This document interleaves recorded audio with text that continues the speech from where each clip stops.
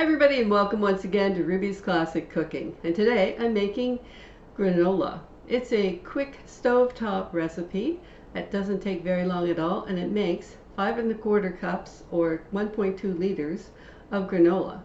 Granola that's great for sprinkling on top of your breakfast cereal or on top of your yogurt with some fruit, or mixing into a smoothie, or you can just have a bowl of granola for breakfast.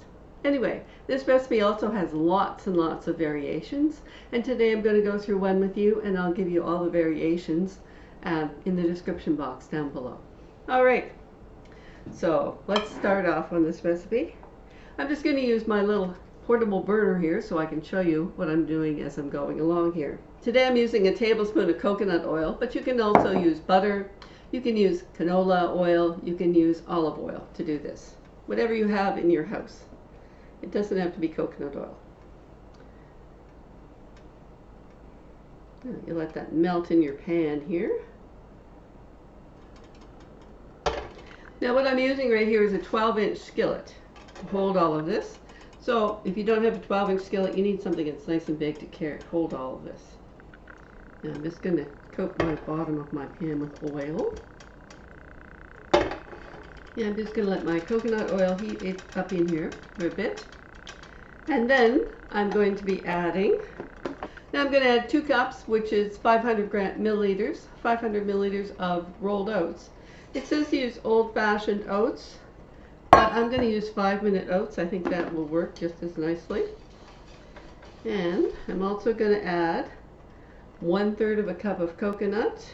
It says to use sweetened shredded coconut, but to me coconut is coconut, right? I know I'm not a purist, being as how I'm not a chef or whatever. And I'm also going to add 1/3 cup of chopped pecans.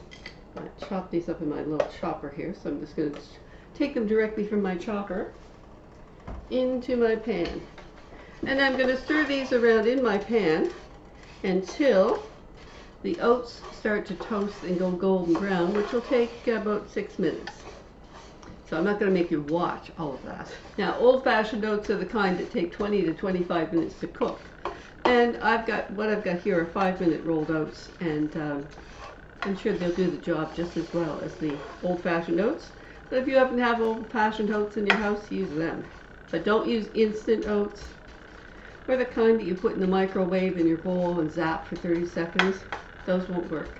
Okay, and once these oats and everything are golden brown on here, now I take my entire pan of everything and I'm going to dump it onto a large sheet pan.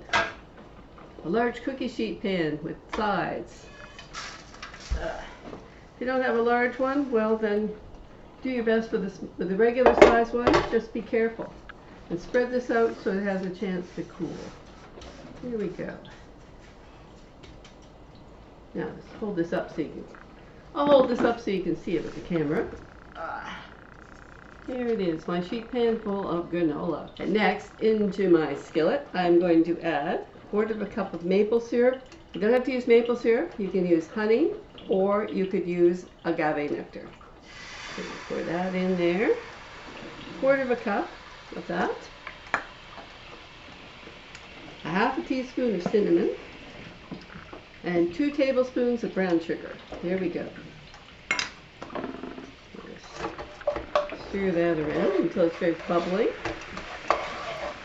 doesn't take very long. It takes about a minute to do this step.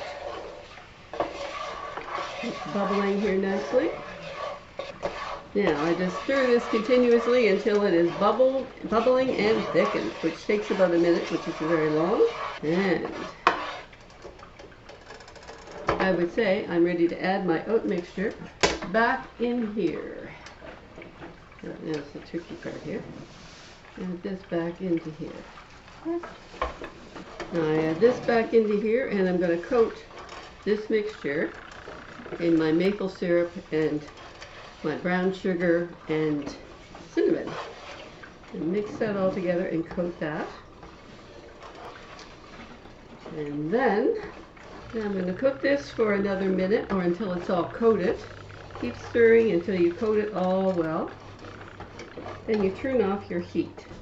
And now I'm going to stir in 1/3 of a cup of, I have dried cranberries here, but you can also use raisins or dried cherries, whatever you prefer.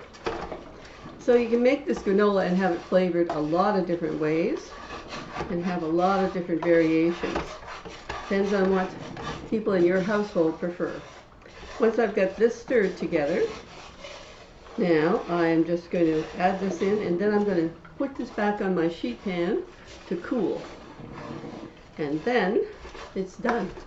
Give it a few stirs as I go. And this is now going back on my sheet pan.